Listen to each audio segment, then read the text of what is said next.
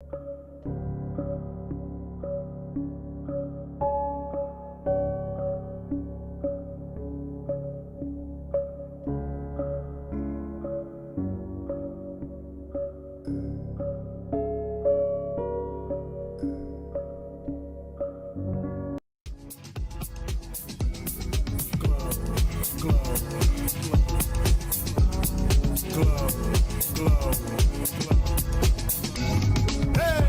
I'm so extra. Express myself, I'm next up. Yeah, what more do you say? Coming up. Yeah. Come up now. Come on, stop me. Come on. You coming up. Wait a minute. Wait a minute. We need to play that intro again because all I know is I looked up and saw my picture and then your picture. I'm like, wait a minute. That's new. That's different. Oh, that's really funny. I'm over here like trying to make sure that everybody is tagged in, all of our stuff is good. And of course, I'm in my head just singing our normal song. I'm gonna have to run it back. Yeah, you missed it. We're gonna have to watch that again. Like, wait a minute. But I love it. I love it. Hey, everybody. Oh my goodness, we're back. It is another Tuesday. Welcome to the House of Peach. You have me, April, and my beautiful host, Morgan. We are here again to have another amazing guest and have a great show and empower you, inspire you, and motivate you, do some collab, have some fun, have some laughs, talk about some serious issues, everything included and in between. So we hope that you've had a great day. It has been a day. It's been a day. How's the day been for you? A day is definitely a description. I cannot lie. The day started off great because a wonderful, beautiful little baby girl entered this world. Hey. Mom and dad did an absolutely phenomenal job. I'm a sucker for partners really just being really, really involved. And like at one point, he was just like, "Can I catch her?" And he was just like so excited. Yeah. So he was like, he got to catch his baby, and like it was a beautiful experience. So yeah, I'm a little tired. I'm recouping. But yeah, today at least started off pretty well. And Taco Tuesday for dinner tonight. It was real simple. Throw it together. So everybody's fed. We're good to go. What time was the baby born? Right after, I think around like 1:30, 1:50-ish. This morning? Yeah, this morning. Ooh. Exactly. So yeah, I got home at around 4 because it's imperative to not just kind of dash out. Just because now baby's here doesn't mean that everyone is out of the woods. So we want to make sure that the birthing person is comfortable, that there aren't any kind of complications afterward. Bleeding is under control. We get perfect latch. When I say like this baby latched like a whole pro, like she's been here before. Yeah, wow. Like it was wonderful. It was just absolutely wonderful. That's so how was your day, girl? Always busy the teaching. So I'm thinking remote teaching is going to be amazing. I can sit at home. It's a lot of work doing that because I'm online and I'm like looking at literally on the computer every single day from 7:00 in the morning until 11:00 at night. And I'm sitting here like, why are my eyes? So I got to get my eyes checked. And I'm sitting here, my vision's blurred. I'm like, let me check my blood pressure. But I think my blood pressure cuff is broken. So I'm like, what is going on? So this computer thing, oh my goodness. So yeah, you definitely gonna have to get one of those like blue light glasses or something like that. I was like, definitely that. And I'm sure it's not easy. I was like, you don't have any breaks in between classes? Well, I give the students, they get 3 15-minute breaks because I teach for 5 hours. Oh wow. So they get 3 15-minute breaks, and I make sure that when they take their break, I'm out of there. Like I'm taking a break. I'm not looking at anything. I don't take my phone. I get something to eat. I walk around and do something like that. I try to at least give myself that break. But when it's after class is over, I have to put grades in and I have to put attendance in and all this stuff. So it's just like nonstop, boom, boom, boom. Right. Absolutely. But I'm going to do all of that because I need my eyes. I need them to work a whole lot longer. Absolutely. So I'm going to do that. But other than that, I do enjoy working from home. Now, that part I do, not having to actually get up and go into an office. I can just, put on some clothes and come in here. And in my one of the bedrooms in my house is my makeshift office right now. Good. Here. And I'm sitting like facing the window. So I open the blinds up. So I'm watching stuff as it go by, like, a little entertaining. Because my students are watching TV while I'm teaching. Like, no, you just disrespectful. Oh, yeah, they just do all kinds of stuff. But happy ever. Well, look, hopefully those grades will better reflect. Well, I have one student who is trying me. And so I had to send her a nice little email. And then I said, if you want to talk tomorrow after class, then we can do that. Because my decision still is standing as what it is. Oh, I don't know if I'd be able to handle Professor April. Hey, the word spread about me within the first couple of weeks, like, Miss April doesn't play. She ain't the one. April don't play. Oh, I want you to know that I don't. So don't try to come at me because I've been doing this way longer than you've been in this program. So don't know. Exactly. Plus, your time and everything is valuable. Like, I'm gonna need people to really just, like you said, it's about respect at the end of the day. Right. So, I'm looking forward to meaningful mornings and everything that's entailed because I have to get my mind together. So I make sure I watch what I say. So yes. I had one try me this morning, and I was like, "So what you trying to say?"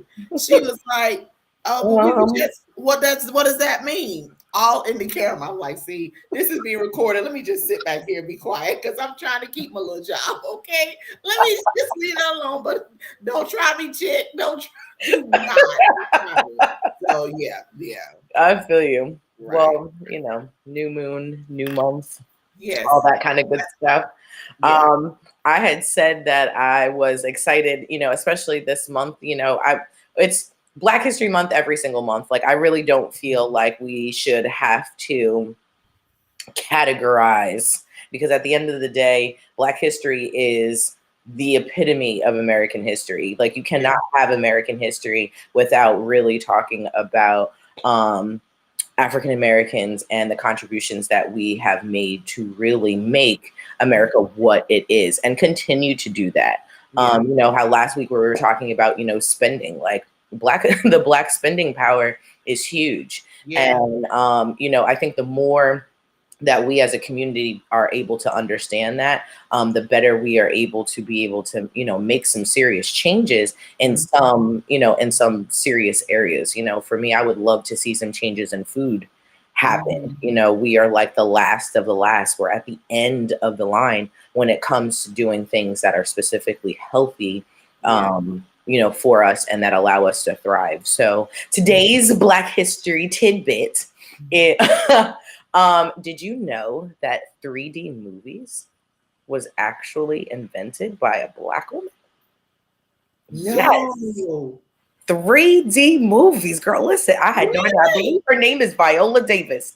Yep. I was like, wait a minute. How did we? Yes. So 3D movies, we don't put that in there. We wouldn't have an AC if it wasn't for an inventor. Yeah, there's been a lot of inventions that we have not received credit for. And I don't remember where I was years ago, but I was studying one of my kids. They were doing it in school, studying on the inventions. And I found out that a lot of inventions that we did not get credit for, we actually invented. Yeah, like the light bulb.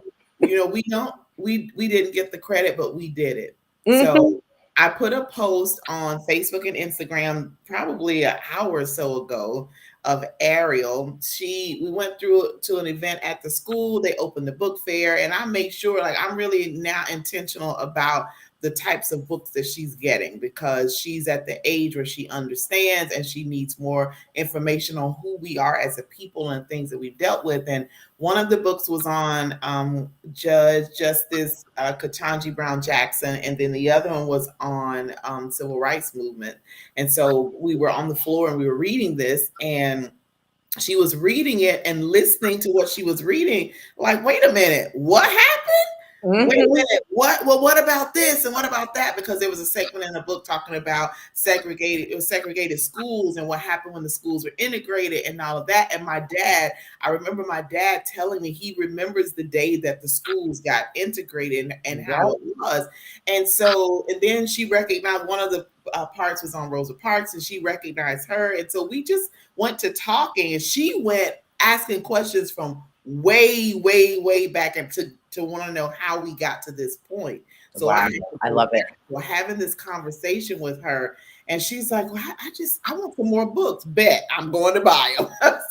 Because Absolutely. She needs to know, we need to know, our children need to know, we need to try to change this next generation because they are off the chain. They are just wilding out, and they don't even understand what our ancestors had to go through and deal with to get us to this point. And you out here acting a straight fool. Right. All of them flipping in their graves right now, just like, what is going on? And some are still alive walking around, you know what I mean? Like that's what really is touching. I know for, my oldest, he looks at this and he was like, wait, your mom was born at this. Yeah. That makes it a little bit more real. Or, the curriculum that we have been using this year, especially because he's a huge history buff, like he can appreciate the teachings that he's getting because they're actually more grounded in truth. And he's like, Mom, I've been lied to for the last couple of years. Like, Mom, did you know? And now he's feeling some type of way about being taught erroneous information.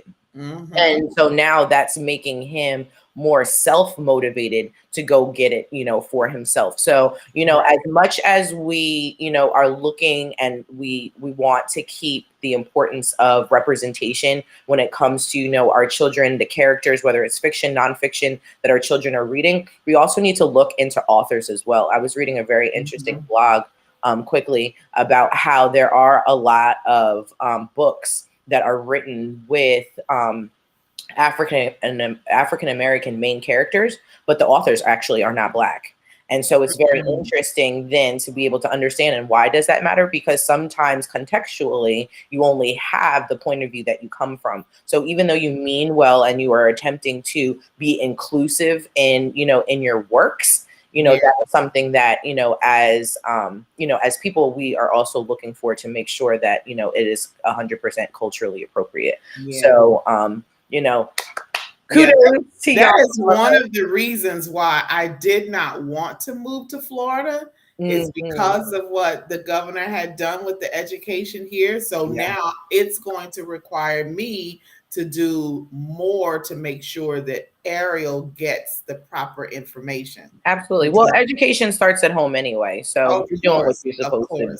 Hey, everybody. Let's see. We got Mike on here. Mike says, congrats, Morgan, on the baby. Thank you. Kareen says, hello. Hey, April and Morgan. Hey, Kareen. Listen, if you are on here and you've been listening to us for the past few minutes and you have not shared this broadcast out, how dare you be selfish? Share this broadcast out. And if you have not subscribed to House of Peach, there's a QR code on the screen. We need you to subscribe. We're trying to do some more things. We're trying to get out there more so people can be a part of what we're doing. We do some amazing stuff on this show. We are a year in and going strong. Hey, LaKendra.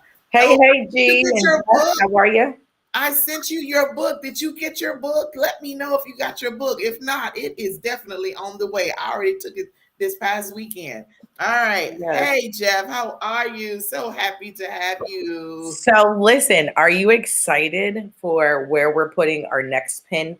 Like I said, I'm about to get our map for this. Oh, so yeah, we are. Location. We have to. Are you ready? So today, I am like super excited for our guest because I personally feel like this is something that I could be able to use. I am a routine person. I feel like routine allows me to stay grounded, as spontaneous as I am. And so our guest for today is going to be talking specifically about meaningful mornings and routines. We're going to be talking about, anxiety and some things that tend to, cause us to be stagnant or stuck and, not be able to thrive. So I'm like super on point. Super excited. Yes, yes, yes. So hailing all the way from Hawaii, y'all. we have Megan Mullen. I'm so Hello. Great to be we know here with whose you house all. we're partying at this summer. Absolutely. Get together. How are we today? What's the weather like? Listen, like I said, sweatshirt over here. Share some warmth with us. There you go. Whoosh. Well, it's a lovely day today. It's probably about 85. Sorry. I know. I'm sorry. I'm sorry. Florida, so it's not that bad. I'm in Delaware, so yeah, that's a sorry for me. It has been really rainy and windy and cold. I think I'll take that still at 80 degrees, okay? Okay. I know. All relative. Absolutely. Well, listen, Megan, tell us a little bit about yourself. We're going to obviously put your website up as well so that people can be able to check you out. But yeah, tell us a little bit about yourself. Who exactly is Megan? And, give us some background before we get into the meat of, what we're going to talk about. Okay, well, thank you so much for having me, and hello, everybody. So I am leading a movement of people who care so much about how they feel that they make time for themselves every day, because I believe that in order to be truly successful, you do actually get to be healthy and happy as well. But sometimes when we are in our flow and we're, on the go, the first thing to get tossed off the to-do list is self-care and making time for ourselves. And so I know that because I've been there, and I know that because I serve a lot of other entrepreneurs who are very much on a mission and are driven and focused, and as many people are, even if you're not an entrepreneur.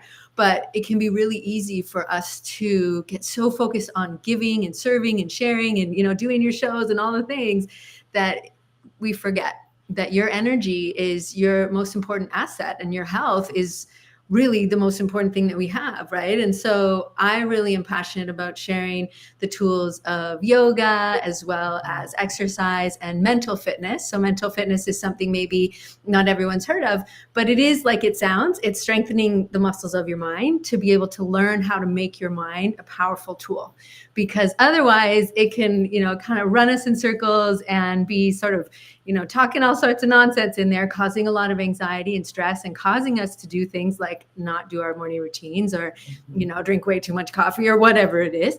And so that's the work that I'm really honored to do. And I'm excited to share some of those tools with you.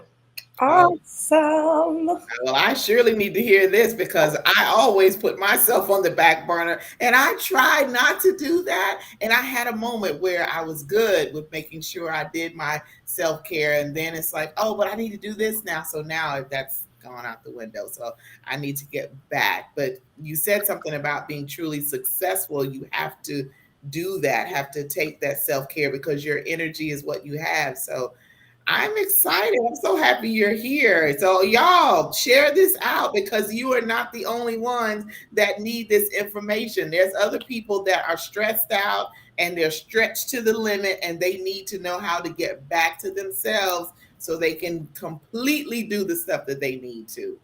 Absolutely. So look, when I say that there are so many things in the chat before Megan and I really connected with, scheduling some time, she was just like, well, give me a rundown of your show, your audience, and this, that, and the third. And then she gave me like all of these like talking points that she could really bring to the table. And I was just like, we don't have enough time to just pick one, because all of these things are things that like we really need to talk about, especially from an entrepreneurial perspective. But then, just as we already know, like when it comes to our businesses, it always pours into our personal. And there's a lot of time where, like you were saying, with this mental fitness, making sure that personal doesn't then in turn pour into our business. We don't want our mess over here to then translate to our business and then that ends up being a little bit more irrevocable than than a, you know,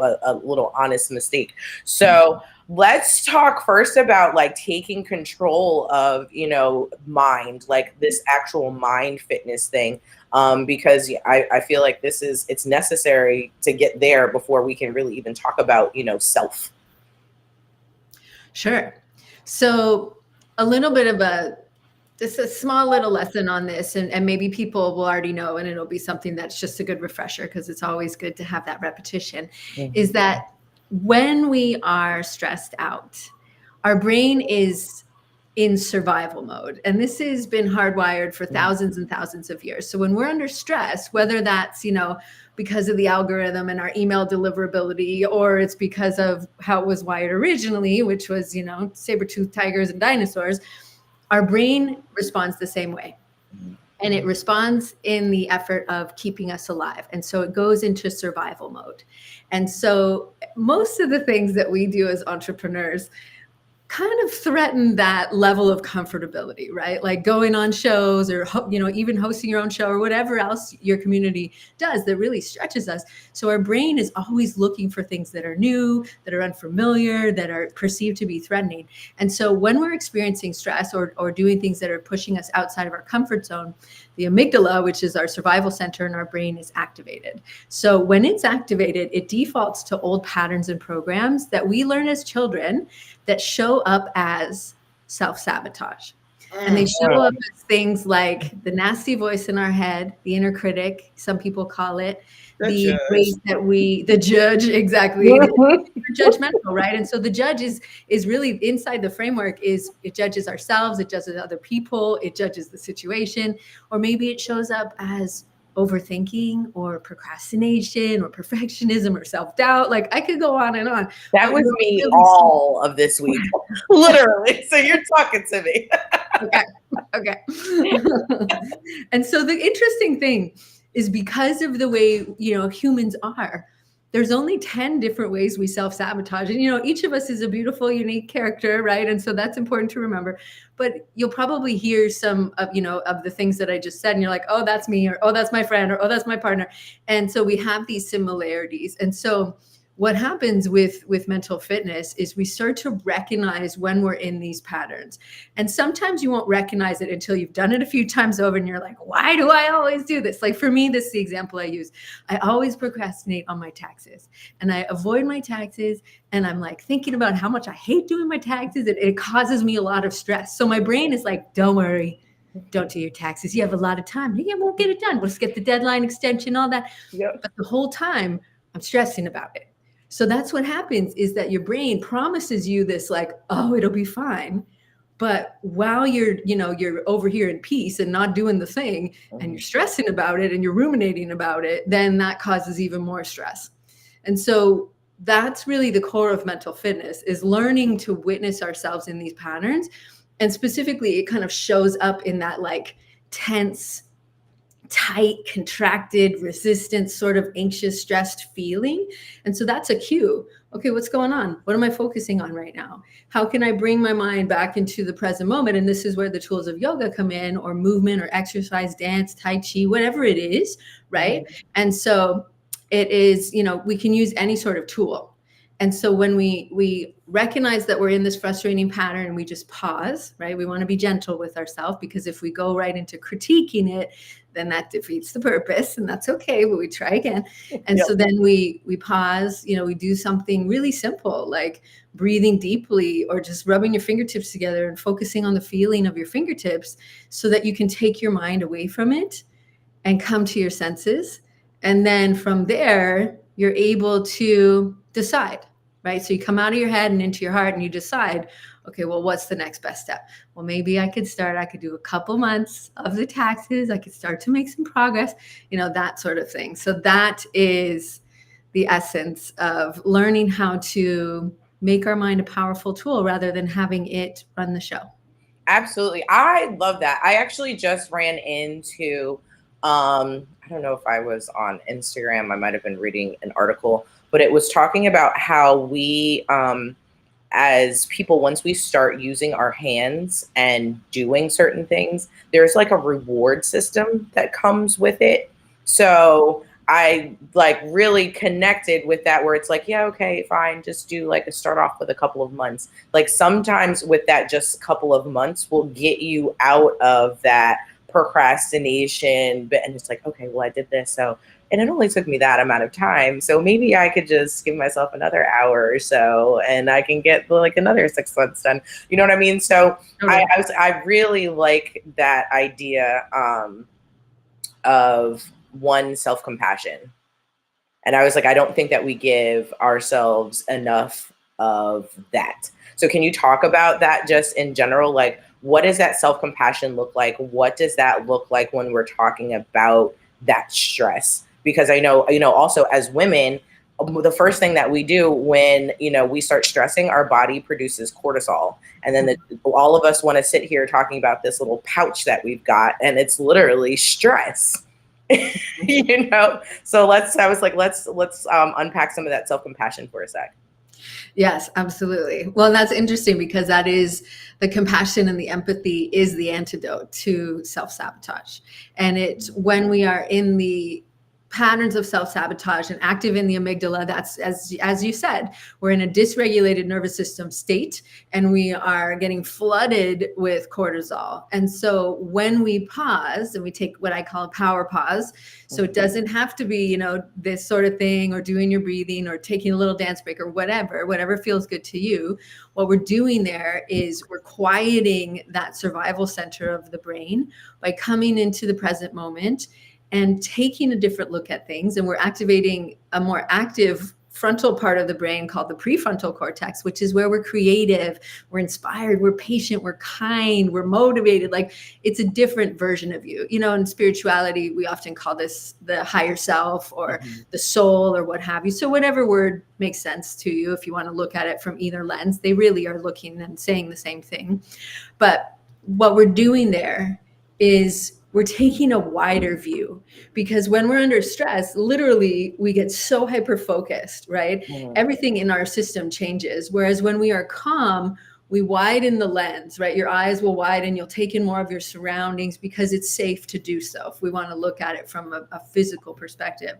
And so when you're taking that wider lens and you're coming at it from the perspective of being curious, and wondering, oh, okay, what else could happen here? How else could I handle this? Like if this was my best friend or my child, what would I tell them to do? And so it's a very different, empathetic, compassionate, non-judgmental discernment rather than critique and harshness. That is what tends to happen when we're under stress, because it's very survival, it's fast, it's get it done, Whereas when we're present and we're a little more centered and we're a little more calm, then we're willing to go a little slower. We're willing to be a little more gentle. And in hindsight, that's really, for the most part, I'm guessing how people want to handle it, right? But yet in the moment, we tend to react. What the difference is that we're talking about like taking a second, taking a breath to be able to respond from that self-compassion so that we're not reactive and we don't do or say something we forget. And so it really is kind of just allowing us that space and the grace to take things in a slightly different way. Would you say that being able to move from one side to the other, that actually is going from survival mode to actually thriving? Because, a lot of people are talking about like, survival mode versus actually living and thriving. So is that like this space where thriving and honest, that happy and contentment, not that you're complacent, but just content with, yourself and how things are going? Is that the place that you're speaking of? Absolutely. Absolutely. Because when we're under stress, we're more likely to feel and experience what we would consider to be sort of negative emotions, and survival emotions of like fear and doubt and worry and all of that.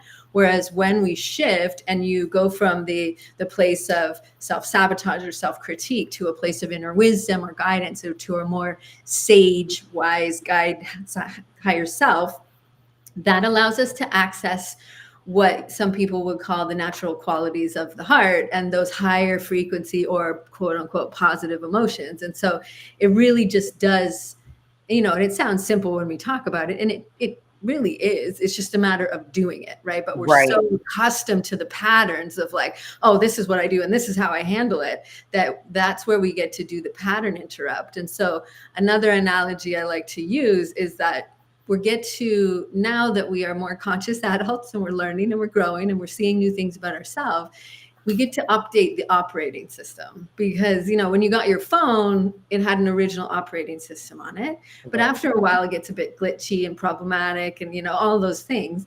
And so eventually, you know, either it does it on its own or you're like, oh, it says I should do it. And you do it. Right. Mine is usually the like, oh, I should eventually do this. And so I'm not techie. And so that's what this is taking a new lens, right? It's learning something new that's allowing you to make these choices a little more intentionally, and you're beginning to update the operating system. And truly, you are changing the wiring inside your brain when you do that, because you're choosing a new path for yourself rather than the old worn pattern.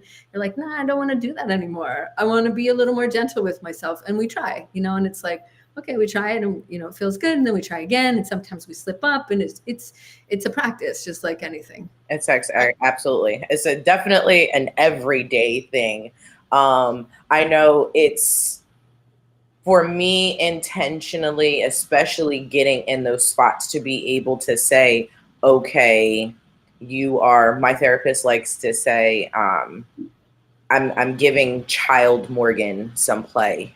Or, you know, the child Morgan is, you know, coming out. So he's like, so what would adult Morgan say in this kind of situation? And it's so funny how, like, you're right. It's not hard, but it is a matter of training yourself to be more self-aware in order to be able to regulate yourself the way it's necessary. So why are we talking like mornings? Like, why are we not talking about a night routine or, you know, a mid-course day correction? Like, what is so, what's so important about mornings, and why is a morning routine something that I guess can bring some change to what we're trying to do, as, you know, in life?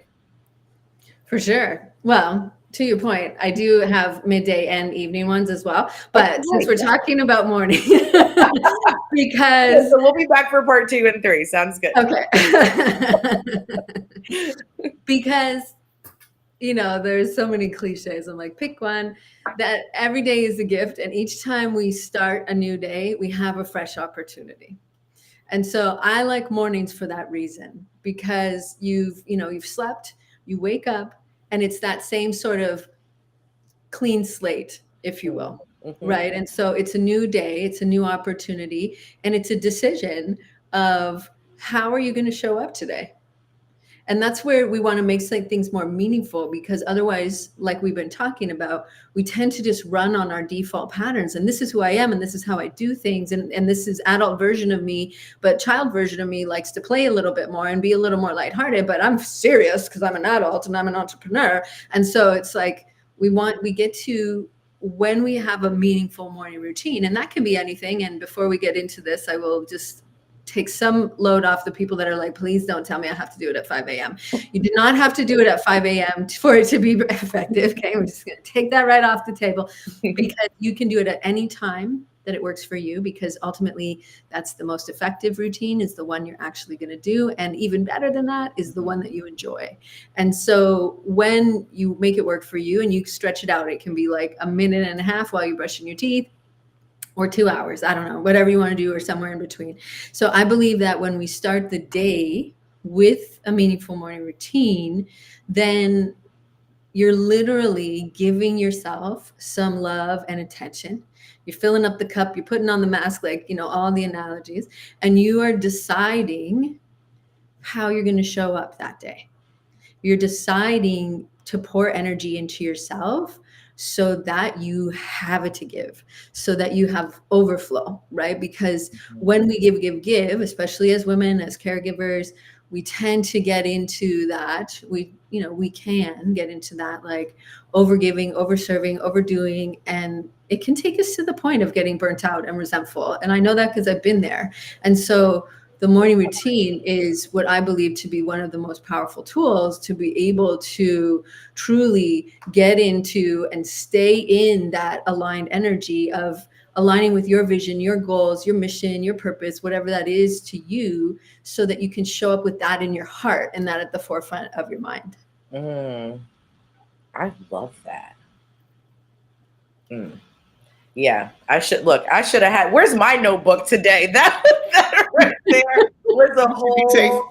I've been taking it all in, even off camera. I've been taking it all in because it sounds so. And for those that are on that took the No More Sabotage classes with me, all of this is the basis of what we were taught in that. And you talked about the sage mind and about the judge that we hear and all of these things. And I'm like, wow, it's all coming together. We just need to focus on what's going on and not give a response and not a reaction. And just, I don't allow myself grace. That's my thing. I don't allow myself grace. And it just keeps me in that mindset of, I haven't done this. I haven't done that. I need to do this. I need to do that. Instead of just like, whoa, calm down here. You have this. But I just started a new morning routine to really get my mind flowing and going. It's been good these past couple of days. So that's very key, because if I'm in the right mindset, then creativity for me flows a whole lot better. So then I'm able to think of new ways to do things, creative ideas, all of that. But if I'm constantly like, oh my God, I got to do this, I got to do that, and I need this, and I can only spend this much time, and I can only do that, then I will be all over the place. So well, a lot of us grew up not being able to make mistakes.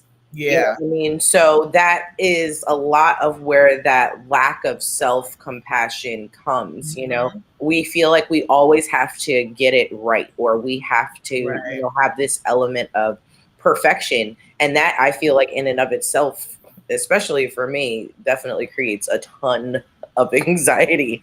You know what I mean? I sit there constantly like, so I wonder if I'm being a good mom. I wonder if I did this. Like, you know what I mean? And then for me, once I get into that space, that's when I will really procrastinate. Like, I'll just everything, my whole centers, everything shuts down. Well, you got it, because that's exactly what happens, is that when we get active in that part of the brain, and some of the saboteurs, like those, the different, criticalness, the judge, overworking, doubting ourselves, they become active. And then as soon as the judge comes on the scene, and then all of like the other key players of this committee that we all have it in our head, these different sort of noisy voices that we have.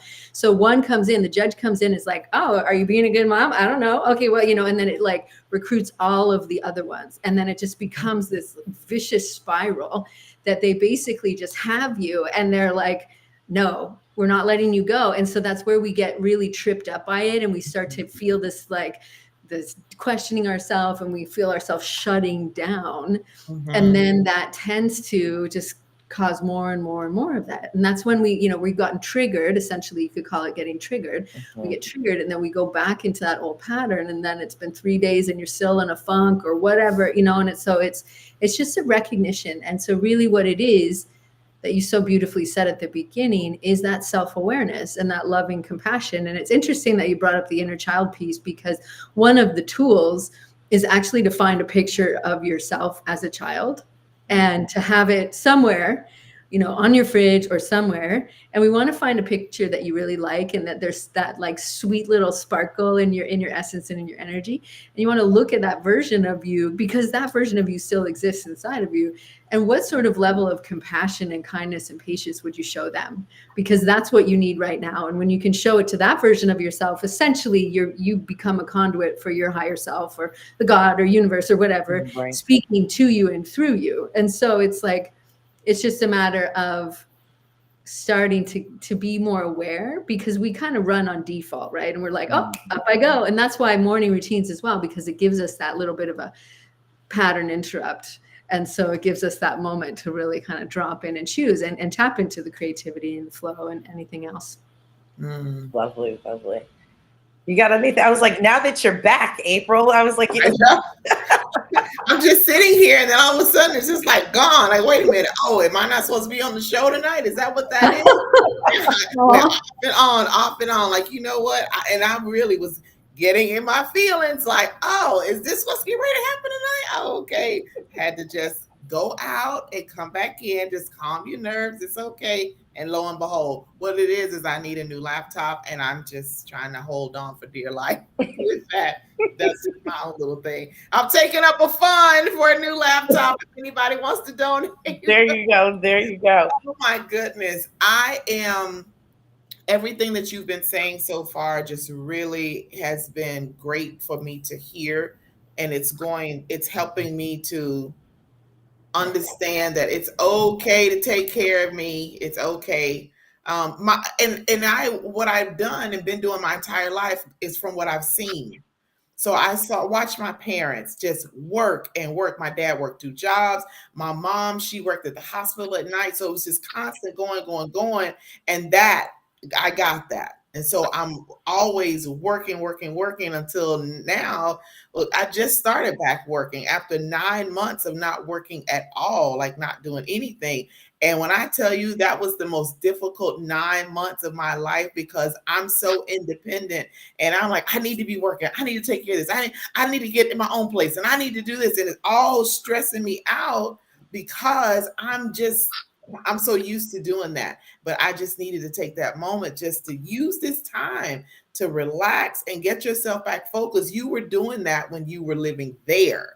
And I was constantly doing it. So now it's like, calm down. You need to take this moment, allow yourself to regroup, get yourself, because you can't really focus and make a plan if I'm on, I need to work, I need to make this money, I need to do this, oh, these bills are coming, I need to take care of all of that, then I neglected me. I really did. So now I'm back into the mode of, okay, I'm working, but I'm not getting ready to kill myself. I'm not getting ready to do all of that. And this day is my day. I'm just relaxing. So I'm working on it. Good gracious. That's a good thing. I'm glad you're giving yourself a day. Right. I gave myself a day. I have to take it back again, but I'm glad. Like you said, it's a daily thing. Yeah. Oh yeah, no, it's like a minute to minute thing. But I will take that, because you're right. It is very much a minute to minute thing, because there are plenty of times where, as entrepreneurs, things don't go the way that we want to, and the first thing we're like, okay, fine, I'll just go back to this regular 9 to 5, or I'll just, oh my God, yes. ordinary, or you know what I mean? How many times have I said that? Like, you know what? This isn't working. Well, you've only been in it like a couple of months. Like, what's the problem?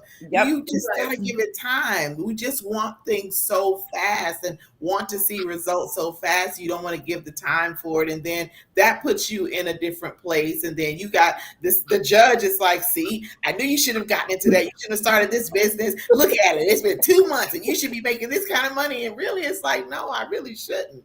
It's going to take me at least a year to build this. What are you talking about? So, right. Absolutely. See, and that's what mine sounds like. It's like, we're so similar. It's crazy, right? It's like, that's the thing, is that it's really good that we're having this conversation for your listeners and for all of us to have this reminder, because, we have this expectation based on these things that we've learned as children or grown up in all these different ways that we have learned and been impacted. Then it's like, we have this sort of super high standards for ourselves, and if we fall anywhere short of that, then of course it's just fuel for the fire, right? And so that's really it, is that, like, that willingness to be curious and be compassionate and to cultivate that confidence and ultimately trust, because what this is doing is showing us when we're in that, like, really wound up sort of like red zone state of like, I don't know what to do, I gotta fix it, I gotta make it work. And that's not the vibe. It's certainly not the vibe, but yet we get into that vibe so quickly. And so what we want to do is where like the yoga or dance or whatever you like to do for your body helps us to come back to our center, come back home, come back to a more calm and grounded and regulated state in our nervous system. Because if we're just in that like state, then we're in that red zone. Whereas when we're a little more centered, we're a little more able to like see when we're getting wound up and then bring ourselves back down and just process the stress, get the survival stress out of our body. If we've had a minute where we lost it, we got upset or whatever, just using our body to clear that energy, clear the stress so that we can essentially just kind of recalibrate our nervous system and come back to that steady state, so that we're not way up here. And then if something happens, we're like, woof, through the roof. Or the opposite, right? Is if sometimes when people go, they handle things by shutting down, and that's procrastination or avoidance. And so that can cause feelings of sadness and self-doubt. And so like, you can see how it goes in other directions, opposite directions. But ultimately, it's having these tools, having these reminders, having these conversations that remind us of the importance of it, both from a happiness, a mental health, an opportunity, a financial, like it's all connected in my opinion. And you likely agree, because they all serve each other. And so that's why it's so important to have whatever it is, right? If you don't want to do a morning routine, that's fine. Do it at lunchtime, do it whenever, but just do something for yourself. Right. Absolutely. I think people haven't really grasped from a medical standpoint that we have the ability to rewire ourselves and change how the signals are going in our brain and what happens in our body. We have the ability to do that. Some people, yes, will need medication, you help them out. But if you start really focusing in on that and really like you said, recognizing it when you are up here and start doing those things that will get you back centered, bring you back down, ground you and calm you down, then you can change the whole process. And then before you know it, when things come, you immediately, before it gets you here, you've already instituted and activated this calming action, whatever it is that you do for yourself. You've already you recognize it early before it gets you all out of whack, and just calm yourself. Y'all, we have that ability. I know this from being in the medical field. Our bodies were made to self-heal. We were made for that. We were made to do that. That's why, and I don't want to get too deep into medical stuff, but when their body needs time to heal, sometimes they put them in a coma. A medically induced coma, what does that do? It gives your body rest. It gives your mind rest. So then your body's able to heal. Those cells are able to regenerate and make new cells, and the old cells die off and come out however they come out. But that's what we are made to do. And Absolutely. if we keep ourselves in this state of just going, I could just see the poor little cells. It's like, help me. Well, that's exactly what it is. I was like, we are energy beings, you know what I mean? We literally respond to energy. Everyone wanted to, make light of Andre 3000's latest album, but in all actuality, the frequency in which that entire album is healing, it's calming, it is actually recentering. So those of us who are aware and can be able to take, it's like, oh wow, this is new Sunday morning cleaning music. Like, we thought it was the oldie but goodies, but now we're just taking it to a whole new level to kind of just, zen it all out. How do we teach this also to our children so that we're not having this conversation at 40?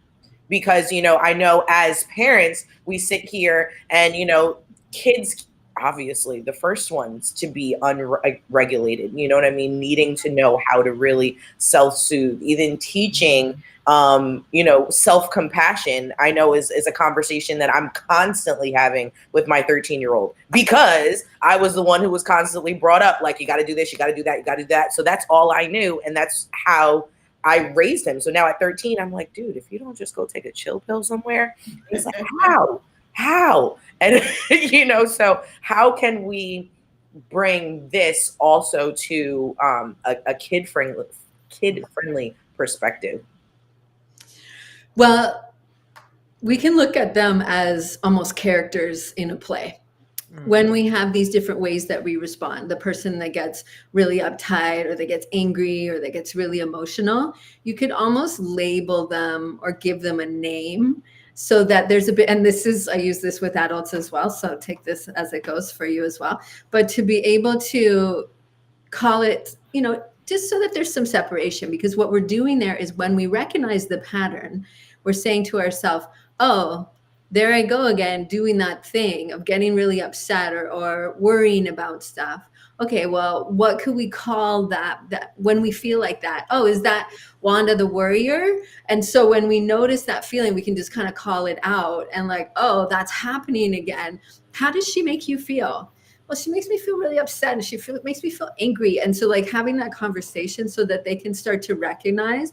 And so it's kind of like a little bit of a game that we can play of like, when we get stressed, we notice that Wanda's going to show up. And so it's kind of like we wait. Oh, did Wanda show up today? No, I did so good. And so that right. becomes a little bit more, like we sort of anticipate it because it's programmed in there. But after we do the wiring process, then we can start to really notice it and we don't default to it. So when we notice that, for example, Wanda showed up and we're really worried or we're stressed out, that's when we do something that would take us into the body. So, whatever your child or whoever wants to do, we talked about, rubbing our fingertips together. We talked about putting our hands on our body and breathing deeply, or something we can do is like reach up, drop down, reach up, drop down. And so that there's something that basically just takes your mind into a different focus, and you're learning to take control of the mind in that moment. And then you could just ask them to say, or you say to them, okay, well, what would feel really good to you right now? What would make you feel really happy? How can we look at this a different way? And again, these are adult appropriate questions as well. Right. So that's the thing, is that the versatility of this tool set is really incredible. And so it's just helping them begin to recognize the feeling of it and honor that, and then just kind of play a little game with it, or call it a funny name, and just make it something that's a little more lighthearted. Because as soon as we make it wrong, of course there is a boundary on that if they are doing something wrong, but like as soon as we make something wrong and we're really critical with it, then that's just creating that cascade of stress even more. Does that make sense? Absolutely. So at least I feel like I am on the right path. If nothing else, I kind of start with myself, so there'll be times where I'm like really, really tired. And of course, when I'm tired, I get like extra cranky, or, I can be kind of short at times. And so I have said to my kids, like, listen, cranky pants right now. My bad. Like, it is what it is. So there will be times where I will just maybe answer shortly. And so then my 4-year-old will be like, hey, Mom, are you tired? And I'm like, actually, yeah. And he's like, I think I could tell because you're a little cranky. And I was just like, you know what? Thanks. And then there's empathy in that. Like, there was zero judgment, but this was him recognizing what was going on, being in tune with what was going on with me. And so then he didn't take it personally.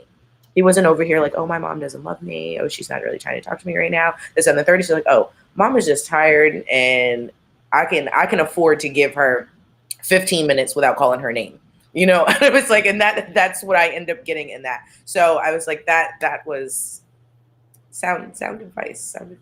I'm definitely going to use that for Ariel, because she can go from 0 to 100 in a matter of seconds. She did that tonight, and I was just looking at her like, what is wrong with you? So I'm going to do that here. Let's put our hands up and down. Let's breathe. Come on, take a few deep breaths.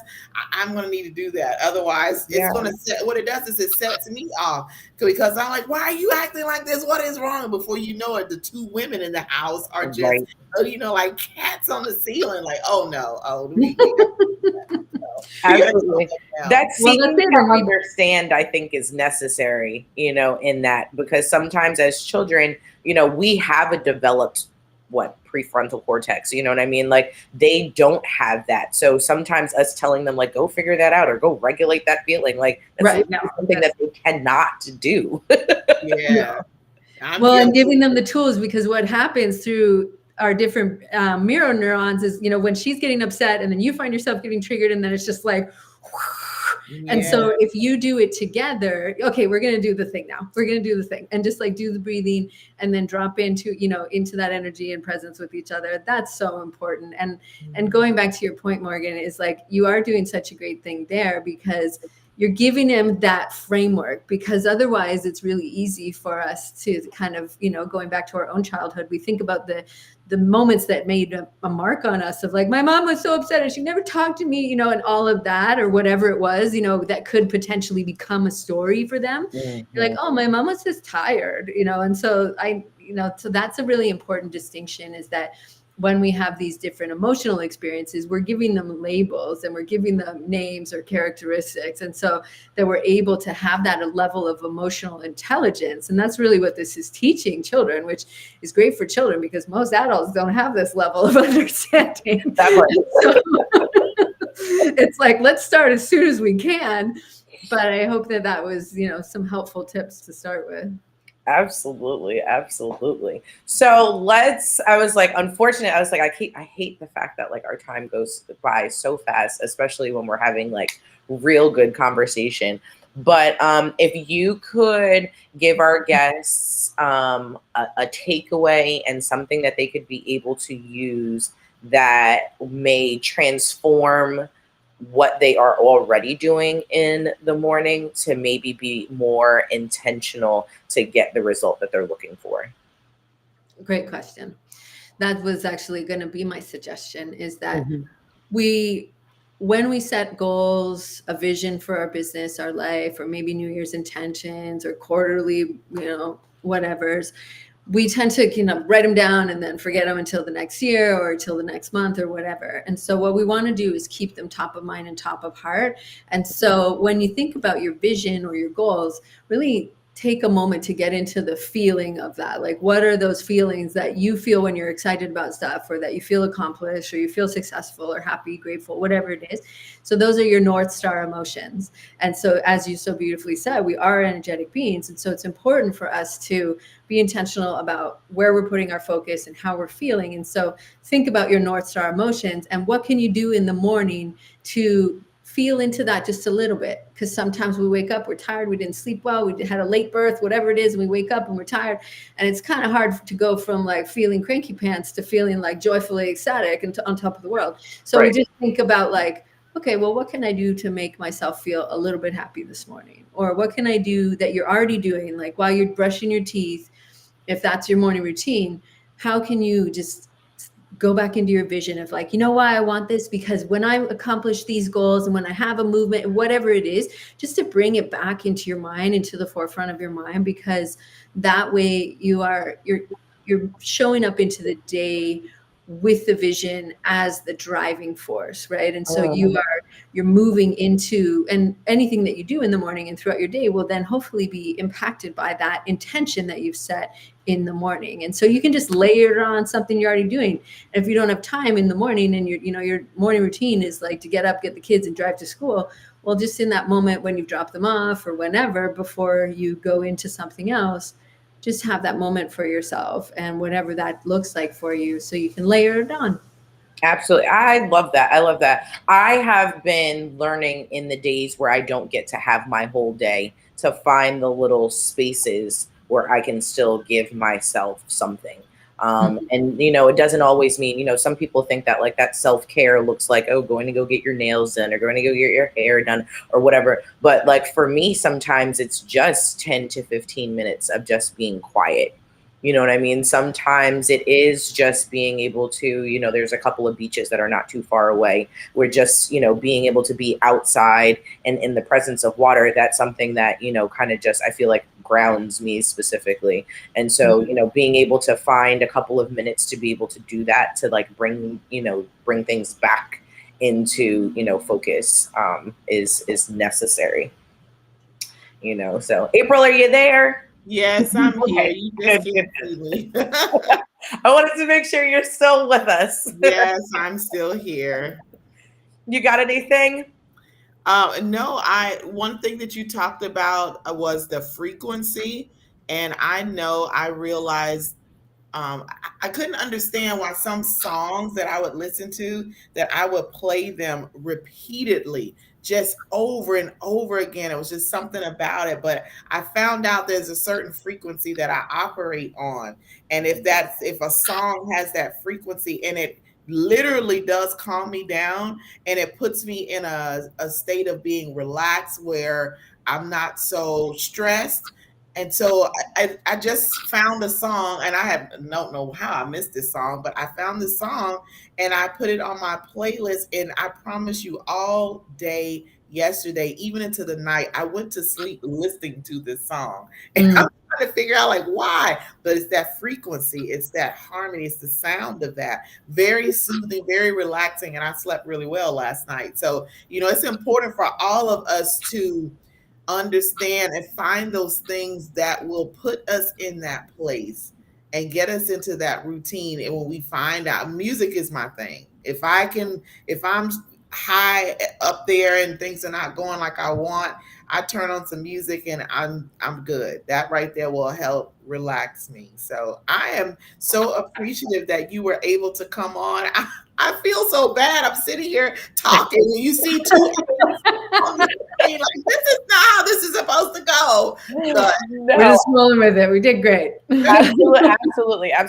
I'm just excited about, if nothing else for me tomorrow, being a bit more intentional about my routine. Because what I actually got from this was, if I take the time in the morning to really, like you said, keep those things that matter to me and my why at the top of my heart, that allows me to be able to then go through the day with an actual game plan. I think there are times where I just wake up and, like you said, we're on autopilot. We just just by default, we get up and we just start doing. And so that's why 2-3 o'clock in the afternoon, it's like, I feel like I have zero direction. What the heck am I doing? Like, I don't feel like I've accomplished anything today. But if I start the day with, the intention of, this is what, I'm trying to do. These are the things that, are going to bring me closer to what I am, what my goal is. I feel like I probably will have a better point of view, perspective, and just attitude in general about getting, some things done. So I really, really appreciate this. Guys, I was like, I put somewhere Megan's her website to be able to put up. What can we be able to find on the website? Is there information? Are there services? How do people contact you? All that good stuff. Yes, for sure. So yeah, my website, you can definitely go and learn more about what I have going on. But I can also share, if you go to giftfrommegan.com.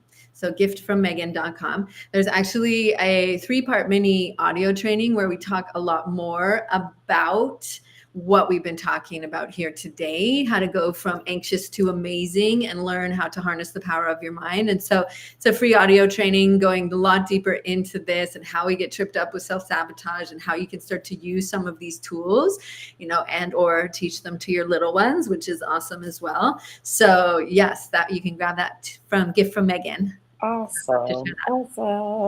Thank you so much, Megan, all the way from Hawaii. So great to have you on. Well, look, I was like, we're gonna have to come. I guess one of our House of Peach trips is gonna have to be to Hawaii. We're gonna have to just come and hang out. I'm ready. Let me start saving up my money. Absolutely, we're gonna do this. Well, guys, April, you want to take us out? Oh, okay. How about I talk and you just move your mouth like it's you? No, I'm just okay. Kidding. Great. I'll do the hand motions. I got you. Oh my gosh, we have come to the end of another phenomenal show. Megan, we are so happy that you were able to join us and give us all this great information that for me was confirmation on what I need to do and continue to do. Continue what the work was started a year and a half ago. But y'all, I want you to definitely reach out to Megan. She can help you in your life. Some of y'all are too stressed out and you need to calm down. and you need to get this phenomenal woman to help you with that so you can thrive not only in your life but in your business as well, because if you're not right, your business isn't going to be right. So definitely do that. We also want you to join us next week. You never know who we're going to have on and where they're coming from. Y'all have been on with us since the beginning of this year, and you already see we have traveled all over the U.S. so far, and yet more places to go. So next Tuesday at this same time, we will be here. And if you have not subscribed to the House of Peach, I'm going to need you to run on over to YouTube. So scan this QR code here, go to YouTube, pull up House of Peach, subscribe to the page. Oh my goodness, you won't be disappointed. All of our shows from a year ago are on there. I was on there the other day, like, I remember this show. I remember that. Guess what? One of the shows that I saw was the one where I came back from Costa Rica and I had your spice. Hot sauce, yeah. I saw that. I'm like, oh my gosh. But we want you to join us. We want you to subscribe so you'll know when we're on, so you can let others know. Share this out. But until next week, have an amazing evening, an amazing ending to your week. And don't forget to take care of you. All right. We'll see you next week. Bye, guys. Bye-bye. Thanks again, Megan.